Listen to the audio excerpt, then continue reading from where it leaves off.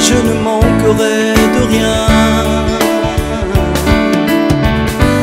Emmène-moi à la terre promise, où coule le lait, le miel.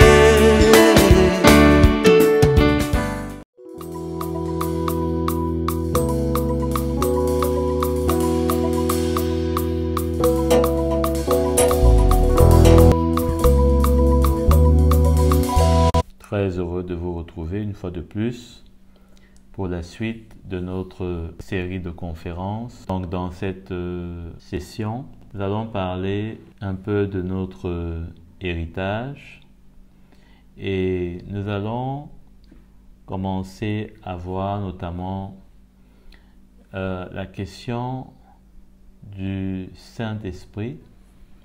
Parce que nous avons vu que dans notre héritage, le Saint-Esprit est participant de beaucoup. Et d'ailleurs, c'est un élément de cet héritage. Et au verset 13 d'Éphésiens 1, il est dit « En lui, vous aussi, après avoir entendu la parole de vérité, l'évangile qui vous sauve, l'évangile qui vous sauve. » On pourrait bien se demander, mais nous avons déjà été sauvés. Mais on a vu que l'évangile va véritablement être salutaire pour nous. Si c'est l'évangile de Christ, si c'est l'évangile qui n'est pas falsifié. Nous avons entendu la parole de vérité, l'évangile qui vous sauve. En lui, vous avez cru et vous avez été marqués de l'empreinte du Saint-Esprit qui avait été promis.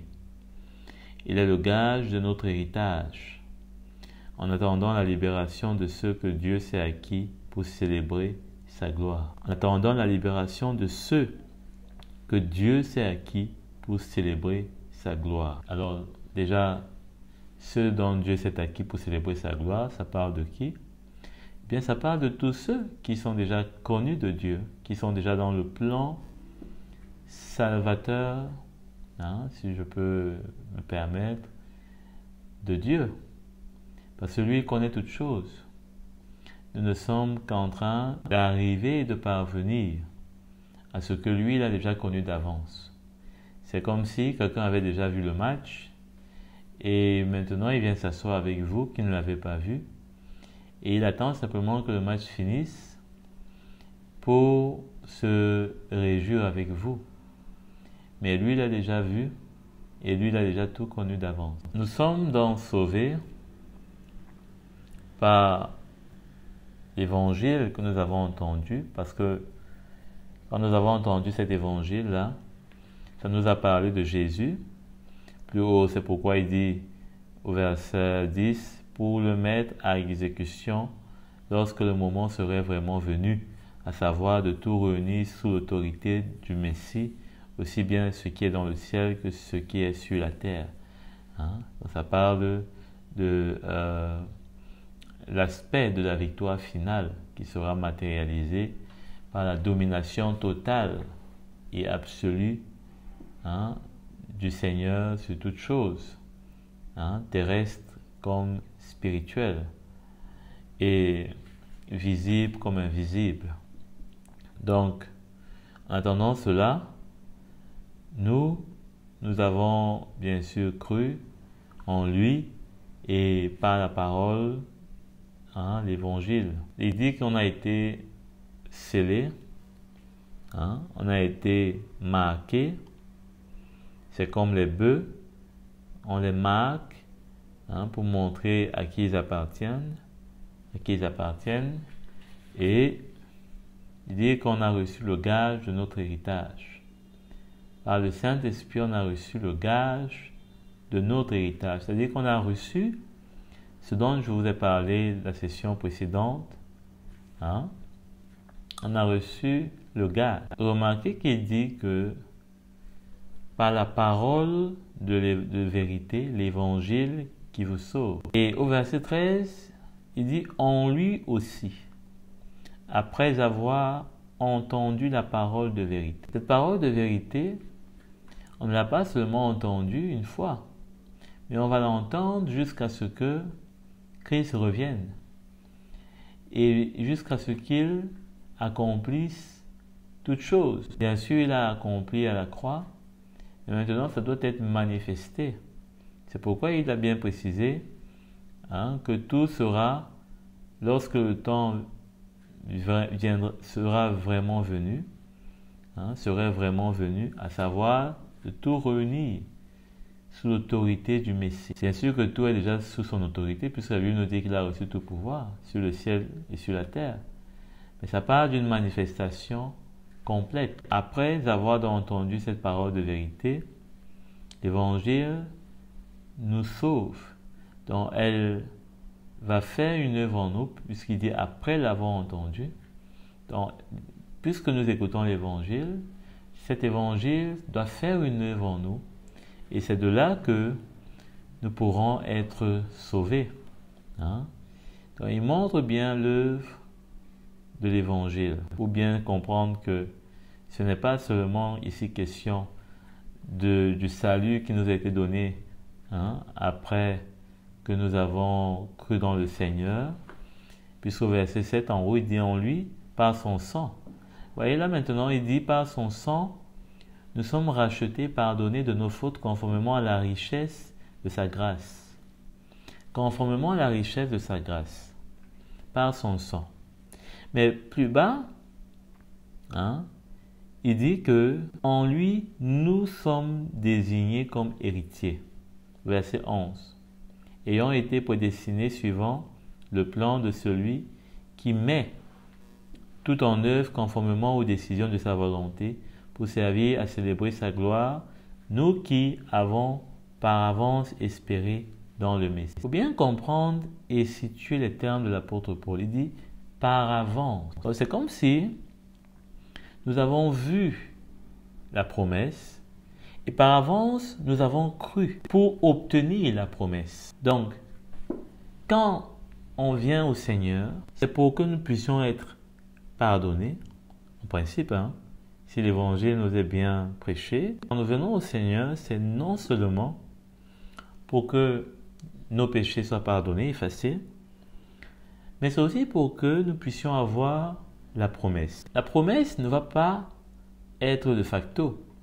Non, n'oubliez pas que nous sommes toujours dans le cadre des craintes et des certitudes. Alors, il faut bien comprendre les points qui sont identifiés ici comme des craintes et des certitudes. Si quelqu'un vient au Seigneur et qu'il ne saisit pas bien l'Évangile, c'est dangereux. Parce que on voit, d'une part, que c'est par avance aux promesses qu'on donne nos vies. Peut-être qu'on peut ne pas tout comprendre dès le départ, c'est normal. Mais il faut que de plus en plus qu'on saisisse effectivement la grâce qui nous a été donnée. Parce que sinon, on va la fouler aux pieds. On va la mépriser. C'est ainsi que le peuple juif est sorti d'Égypte. Il n'a pas compris qu'ils étaient libérés d'un esclavage qui les empêchait d'entrer dans le pays qui était promis à leur père. Et quand ils ont buté devant le premier obstacle de la mer Rouge, ils sont devenus comme des personnes nostalgiques de leur servitude, au point de préférer rester, rebrousser chemin pour retourner où il y avait, disait-il, au moins de quoi manger. Et pourtant, ils ont oublié que c'était du manger qui n'était pas selon la promesse. La promesse n'était pas de manger sous le joug. La promesse était de manger dans la liberté. Là où il y en avait en abondance, sans joug.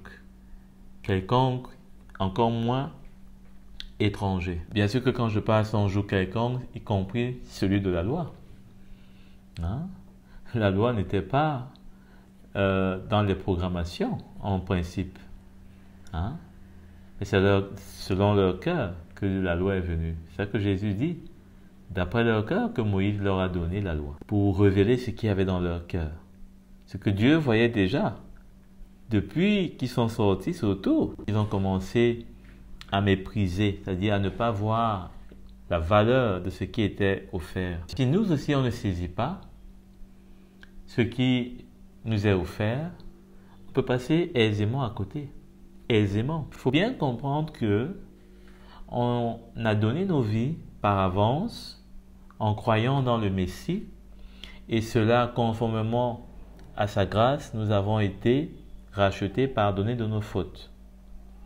Mais ce n'est pas seulement pour ça. C'était aussi pour recevoir la promesse. On l'a lu. Maintenant, comment faire pour obtenir la promesse? Bien sûr, nous restons toujours en communion avec son sang. Hein? C'est pas que comme on a eu part avec son sang une fois, c'est fini. Non, c'est pas fini. La preuve en est que ce sang-là est toujours disponible pour nous purifier chaque fois que de besoin, si nous tombons et si la poussière vient à se déposer sur nous. La poussière ici, c'est le symbole du péché, de la faiblesse. Et c'est pourquoi il dit au verset 13, en lui vous aussi, hein, après avoir entendu la parole de vérité, l'évangile qui vous sauve, en lui vous avez cru et vous avez été marqués de l'empreinte du Saint-Esprit qui avait été promis.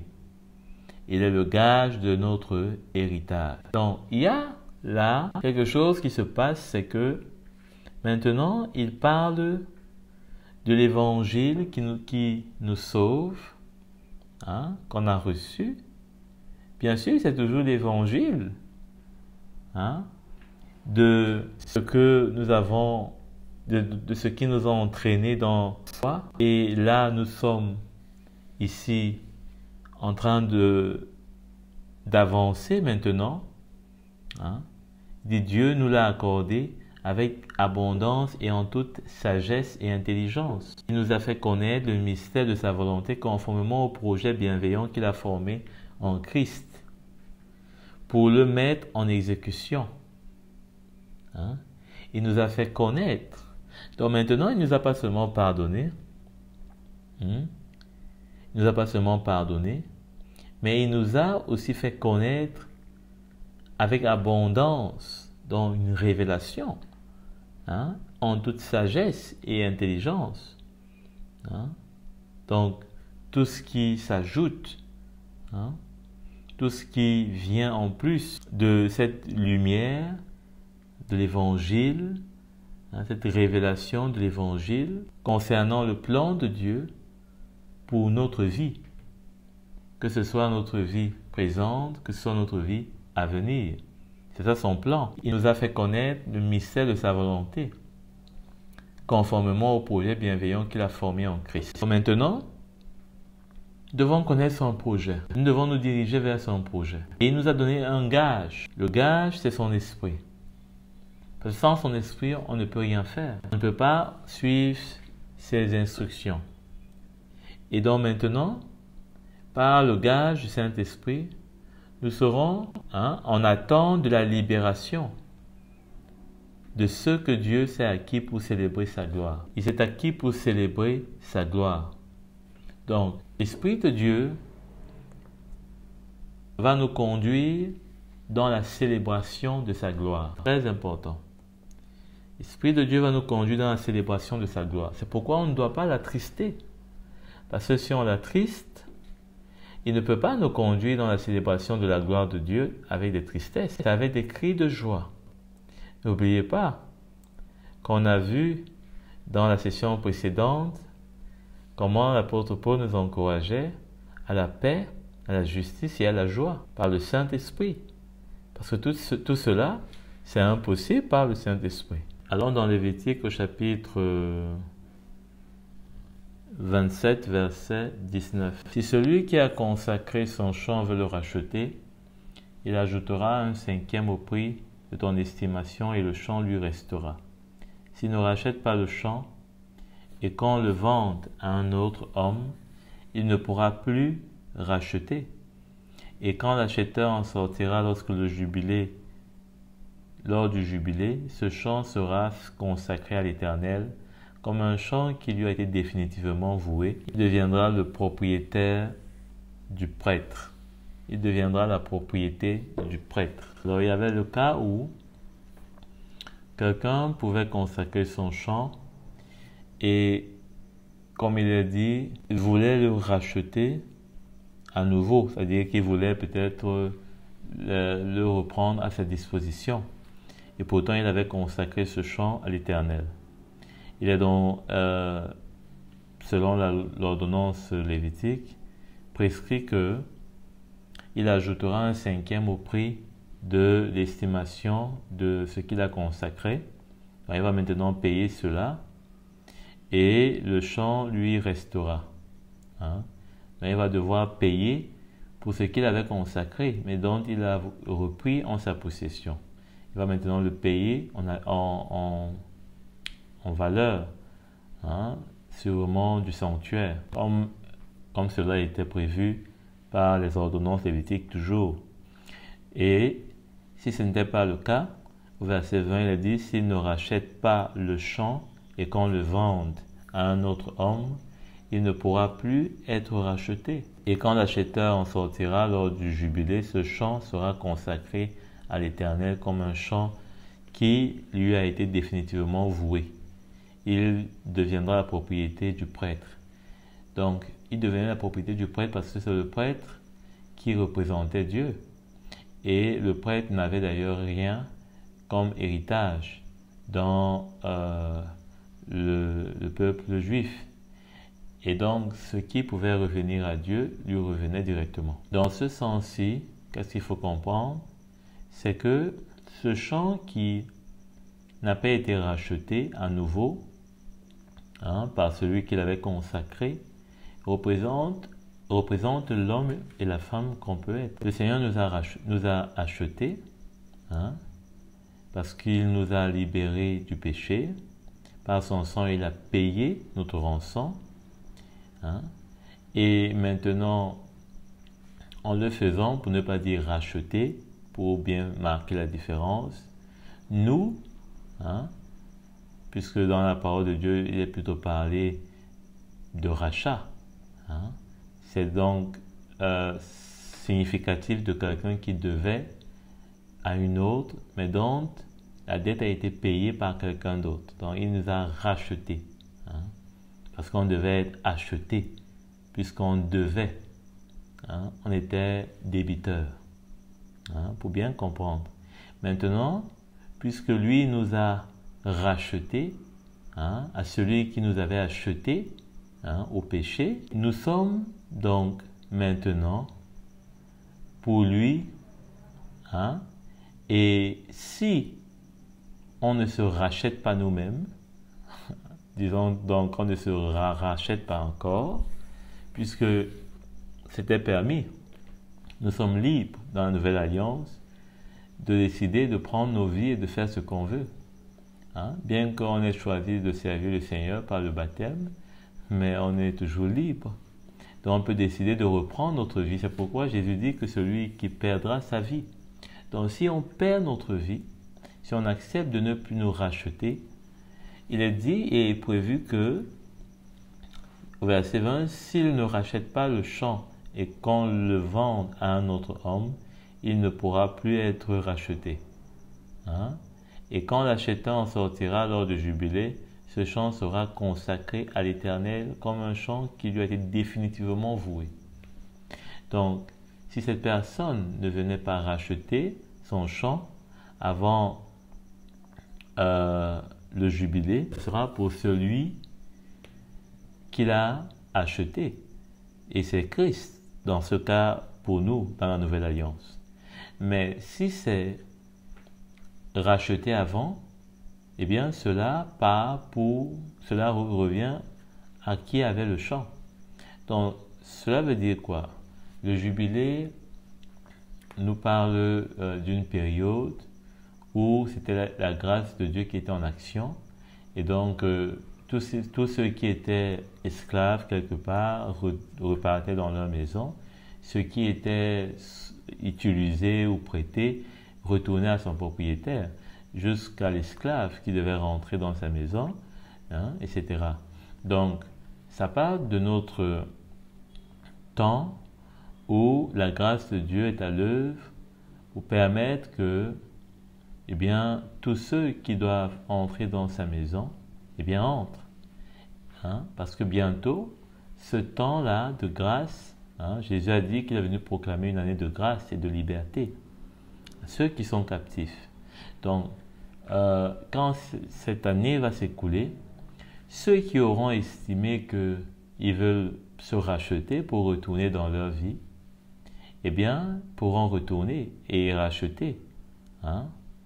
Et malheureusement, ou heureusement, je dois plutôt dire même, dans la Nouvelle Alliance, on ne peut pas racheter quoi que ce soit, puisque nous n'avons pas d'abord pu nous libérer nous-mêmes de la chair et du péché.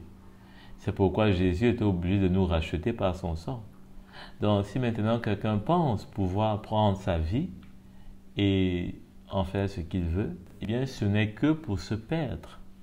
C'est pourquoi l'apôtre Paul dit que nous ne sommes pas de ceux qui se retirent pour se perdre. Si on n'est pas de cela, eh bien, quand le jubilé sera terminé et que véritablement on soit resté avec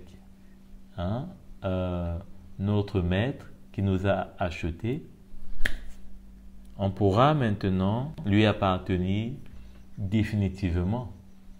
Et c'est pourquoi la parole de Dieu nous dit qu'il nous affermira, il nous établira, il nous rendra inébranlables. Mais ceci, il faut d'abord qu'on passe par un chemin, où il dit que après, notamment l'apôtre Pierre, après que l'on soit éprouvé, après que l'on soit jugé digne de sa maison. Donc, voilà ce qu'on pouvait dire à ce sujet. Et dans notre vie, l'Esprit de Dieu travaille pour que l'on ne puisse pas se retirer. Travaille pour que on devienne un acquis définitif de propriété du Seigneur. C'est pourquoi il est ce gage.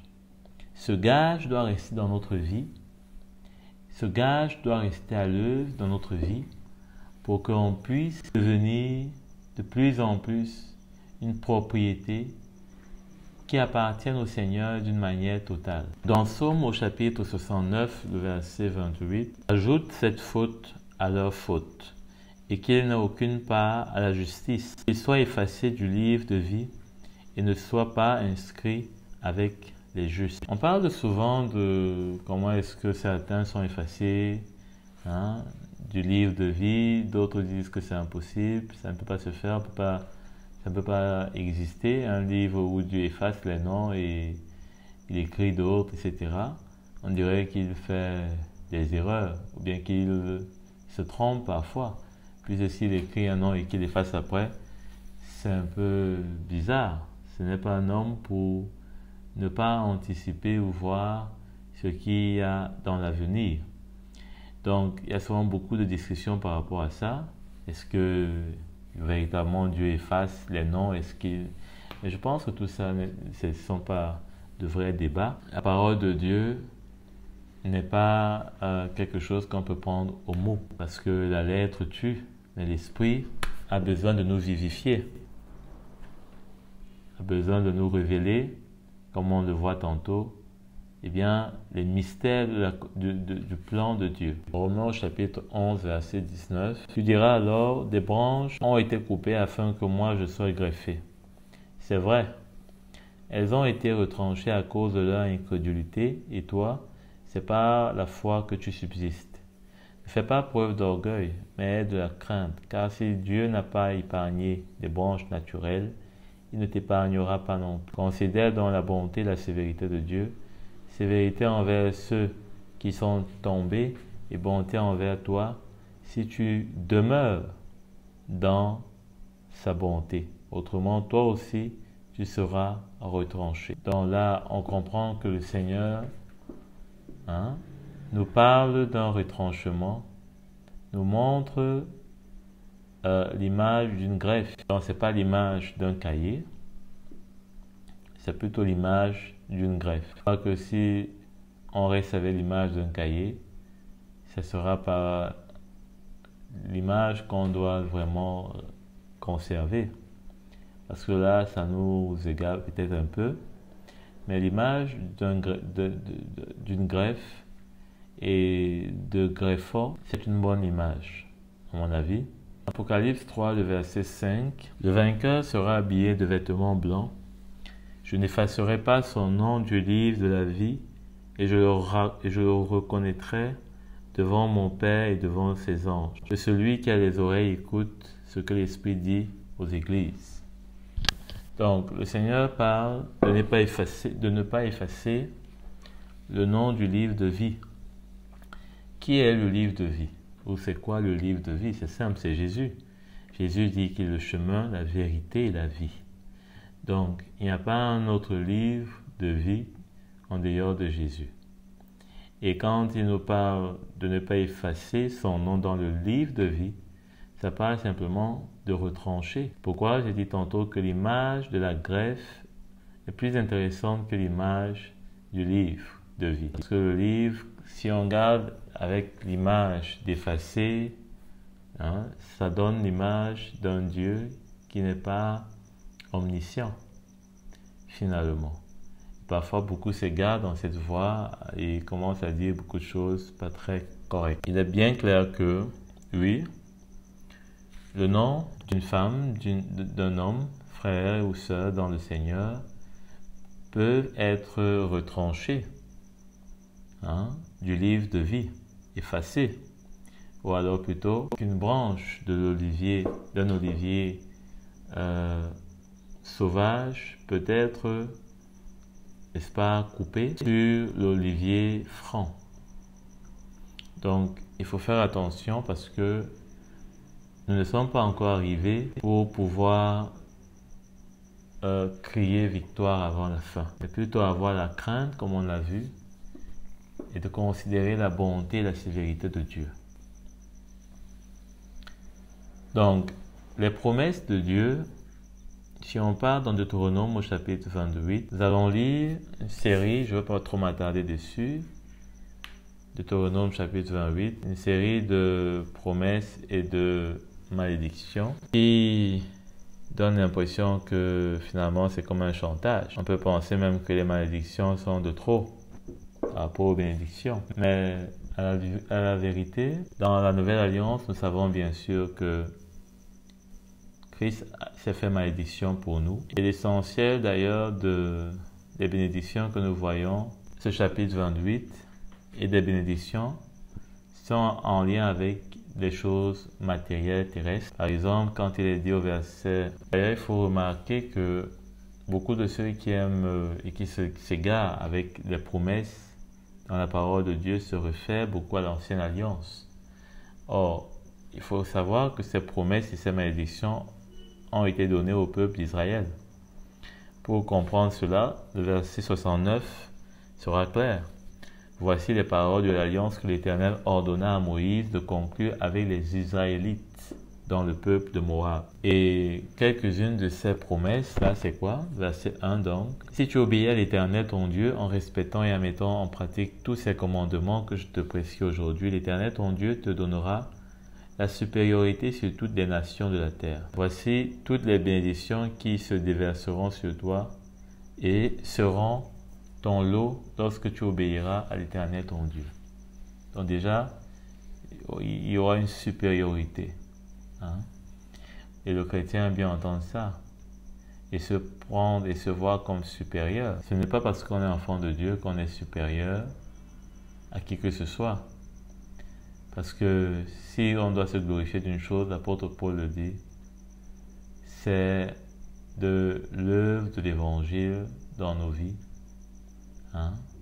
C'est de cela dont on doit se glorifier et pas par rapport aux autres. Mais il dit bien que chacun se glorifie pour lui-même. Alors, pour voir un exemple de malédiction, il est dit en revanche, verset 15, si tu n'obéis pas à l'Éternel ton Dieu, en respectant et en mettant en pratique tous ses commandements et toutes ses prescriptions, je te donne aujourd'hui, voici, que je te donne aujourd'hui, voici toutes les malédictions qui t'atteindront et seront ton lot. Tu seras maudit dans la ville et dans les champs. Ta corbeille et ta huche seront maudites. Tes enfants, le produit de ton sol, les portées de ton gros et de ton petit bétail, tout cela sera maudit. Tu seras maudit à ton arrivée et maudit à ton départ. Bref, ce n'est pas notre partage. Et nous ne devons pas chercher les bénédictions de l'ancienne alliance, puisque ce n'est pas notre alliance à nous. Dans 1 Timothée au chapitre 4, verset 8, « En effet, l'exercice physique est utile à peu de choses, tandis que la piété est utile à tout. Car elle a la promesse de la vie présente et de la vie à venir. » Voilà une parole certaine, digne d'être acceptée sans réserve. C'est dans cette perspective, en effet, que nous travaillons et que nous nous laissons insulter parce que nous avons mis notre espérance dans le Dieu vivant qui est le Seigneur de tous les hommes et en particulier des croyants. Donc bien que certaines promesses, nous ayons déjà commencé à les vivre, mais il y en a encore dont il dit que ce sont des promesses de la vie à venir. Donc cette vie-là, nous connaîtrons, comme l'apôtre Paul dit, tout ce qu'il y a pour nous. Et d'emblée, déjà, nous savons qu'il y aura des récompenses. Donc chacun doit se mettre à l'œuvre pour obtenir la sienne. 1 Corinthiens au chapitre 7, verset 30. Ici, l'apôtre Paul nous encourage à tout mettre en œuvre pour que nous puissions saisir les promesses qui nous sont réservées et que rien ne soit un obstacle pour nous. Et il dit au verset 29, donc, ce que je veux dire, frères et sœurs, c'est que le temps est court. Donc c'est au moment qu'il a dit des choses en haut et qui n'étaient pas peut-être très claires pour les frères. Il dit désormais que ceux qui ont une femme soient comme s'ils n'en avaient pas. Ceux qui pleurent comme s'ils ne pleurant pas. Ceux qui se réjouissent comme s'ils ne se réjouissant pas. Et ceux qui achètent comme s'ils ne possèdent pas. Et ceux qui jouissent de ce monde comme s'ils n'en jouissent pas, car le monde dans sa forme actuelle passe. Or, je voudrais que vous soyez sans inquiétude. Celui qui n'est pas marié se préoccupe des affaires du Seigneur, les moyens de plaire au Seigneur. Or, celui qui est marié se préoccupe des affaires de ce monde, des moyens de plaire à sa femme. Donc voilà comment est-ce que l'apôtre Paul nous encourage à voir tellement le sérieux des promesses qui sont à venir et à minimiser tout ce qui peut devenir comme une influence pour notre vie et nous empêcher d'entrer dans son plan. Deutéronome au chapitre 8, verset 12. Lorsque tu mangeras à satiété, lorsque tu construiras et habiteras de belles maisons, lorsque tu verras ton gros et ton petit bétail se multiplier, ton argent et ton or augmenter, et tout ce qui est à toi se développer, attention, ne laisse pas ton cœur s'enorgueillir et n'oublie pas l'Éternel, ton Dieu. C'est lui qui t'a fait sortir d'Égypte, de la maison d'esclavage, qui t'a fait marcher dans ce grand désert affreux, où il y a des serpents brûlants et des scorpions dans des endroits arides et sans eau, et qui a fait jaillir pour toi de l'eau du rocher le plus dur, qui t'a fait manger dans le désert la manne inconnue de tes ancêtres, afin de t'humilier et de te mettre à l'épreuve pour te faire ensuite du bien. On dit pour t'humilier et te faire ensuite du bien. Fais attention de dire à ton cœur, c'est ma force et la puissance de ma main qui m'ont permis d'acquérir ces richesses. Je leur rappelle ici qu'il leur a fait passer par un chemin afin qu'une œuvre se produise dans leur cœur et qu'ils ne devaient pas l'abandonner parce qu'il y avait des moyens, des choses qui pouvaient peut-être les tenter, mais il est très clair et combien cela nous interpelle dans notre vie aujourd'hui où nous pouvons désirer beaucoup de choses mais sans avoir cette attitude que l'apôtre Paul donne ici, d'acheter comme nous n'en achetons pas. Ça parle de comment il ne faut pas se laisser être sous la domination de quoi que ce soit. Nous allons maintenant voir ce dernier point, celui de l'héritage des fils. Parce que si nous sommes et avons reçu le gage par le Saint-Esprit, nous lui appartenons et donc Nous sommes comme des fils, nous sommes pas comme, nous sommes des fils qu'il a et à qui il veut donner son héritage. Ézéchiel au chapitre 46 à partir du verset 16. Voici ce que dit le Seigneur l'Éternel. Si le prince fait un cadeau à l'un de ses fils, ce sera son héritage et cela passera à ses enfants. Ce sera leur propriété et cela fera partie intégrante de leur héritage. S'il fait un cadeau pris sur son héritage à l'un de ses serviteurs, ce cadeau lui appartiendra jusqu'à l'année de la liberté, puis il retournera au prince. Ses enfants seuls posséderont son héritage. Le prince n'enlèvera rien à l'héritage du peuple en lui arrachant ses propriétés. Ce qu'il donnera en héritage à ses fils, il le prendra sur ses propres biens, afin que mon peuple ne soit pas éparpillé et ne se retrouve pas privé de sa propriété. Alors voilà comment est-ce que le Seigneur avait tranché s'agissant des successions pour le prince, et il est dit que puisque nous aussi nous avons droit à un héritage, nous l'avons vu, le prince ne pouvait pas donner une succession à un serviteur. Donc si on n'est pas un fils ou une fille dans la maison du Seigneur, c'est un problème, parce qu'on ne pourra pas hériter. On serait des serviteurs qui ont fait beaucoup de choses dans la maison de Dieu. On serait même des esclaves de Jésus, comme cet homme souvent a dit, je suis esclave de Jésus. Mais cela ne veut rien dire si Jésus ne nous connaît pas comme des fils. Et là, ça devient sérieux parce que, auquel cas, on ne pourra pas avoir l'héritage, même si on a cru en lui. Alors ça, c'est une certitude parce que c'est ce qu'on voit. On ne peut pas se tromper ou alors mettre des illusions en disant ça pourra quand même marcher. La bonté du Seigneur pourra quand même intervenir. Il a donné sa parole. Je ne crois pas que c'était pour mettre sa parole de côté. Parce que sa parole est la vérité. Sa parole nous montre la vérité. Dans Galates au chapitre 4, verset 1, il est dit « Voici ce que je veux dire. Aussi longtemps que l'héritier est un enfant, il ne diffère en rien d'un esclave, quoiqu'il soit le maître de tout. Et il est soumis à des tuteurs et à des administrateurs jusqu'au moment fixé par son père. Nous aussi, de la même manière, lorsque nous étions des enfants, nous étions esclaves des principes élémentaires qui régissent le monde. Mais lorsque le moment est venu, vraiment, Dieu a envoyé son Fils né d'une femme, né sous la loi, pour racheter ceux qui étaient sous la loi afin que nous recevions le salut d'enfants, que nous recevions le statut d'enfants adoptés. Nous pouvons être de bons serviteurs dans la maison de Dieu, mais si l'apôtre Paul dit que l'enfant dans la maison de Dieu même ne diffère en rien d'un esclave, quoique il soit le maître de tout.